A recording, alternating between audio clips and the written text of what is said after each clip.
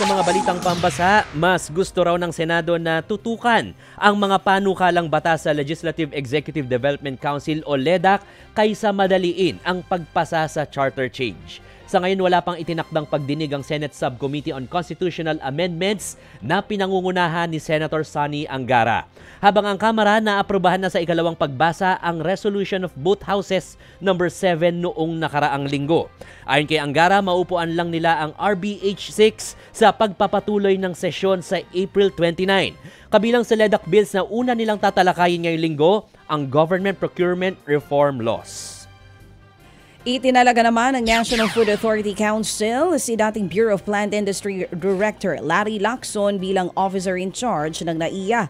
Pinangunahan ni Agriculture Secretary Francisco Chu Laurel ang pagtalaga sa bagong OIC Administrator.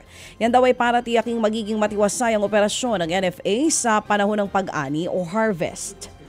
Mahigit 100 opisyalis ng NFA ang sinuspinde dahil sa maanumalya umanong bentahan ng bigas.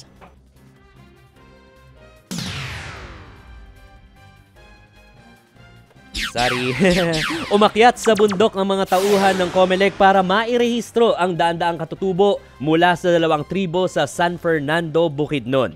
Sinadya ng poll body ang dalawang tribo ng Tigwahanon at Matigsalug. Isinabay na rin ng COMELEC ang voter education para ituro sa mga katutubo ang paggamit sa bagong automated counting machine ng Miru na gagamitin sa 2025 midterm elections. Sa ngayon, higit 30 bagong botante na ang nairehistro ng COMELEC sa mga sityo. Ted Filon at DJ Chacha ngayon nasa Radyo 5 92.3 News FM Monday to Friday 6 to 10 a.m.